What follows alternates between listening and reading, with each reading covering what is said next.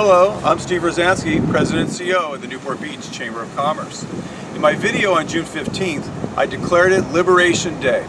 It was a day that most of the restrictions in California on masking and occupancies were lifted due to the steep decrease in coronavirus infections and the successful rollout of the vaccination program. 6 weeks later, the Delta variant has emerged and the trend is starting to look disturbing. The latest coronavirus indicators were published today, and the case rate per 100,000 has risen to 8.0. The positivity percentage now stands at 4.9%, and the health equity percentage is at 4.4%. All of these indicators are 5 to 10 times higher than they were on June 15th. Based on the rising statewide numbers, Governor Newsom announced yesterday that all state employees will either have to prove they are vaccinated or they will have to mask up and undergo weekly testing for coronavirus. This mandate will also be required of hospital workers and workers in other healthcare settings in the private sector. New York City and the Veterans Administration have announced similar workplace rules. What does this mean? Anyone who thought we had broken the back of the pandemic here in Orange County is mistaken. Unvaccinated individuals are still at significant risk of infection, hospitalization, and possibly worse. Just looking at the numbers, on June 15th, there were 54 people hospitalized with coronavirus and 13 people in the ICU. Today, those numbers have quadrupled to 212 in the hospital and 48 in the ICU. Most of these people are unvaccinated. Orange County data shows that 5 times the number of unvaccinated individuals are testing positive compared to those who have been fully vaccinated. Looking at the number of new cases per day, on June 15th, we were averaging 33.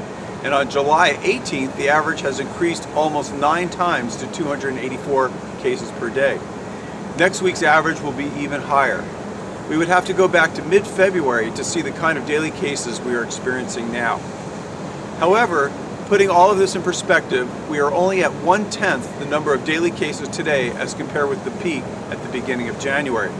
It will be almost impossible to reach the levels we saw at the peak of the pandemic earlier this year due to the high rate of vaccination among eligible individuals in Orange County and elsewhere in California. Unfortunately, as long as there is a significant number of unvaccinated individuals, we're going to be forced to live with coronavirus in our community.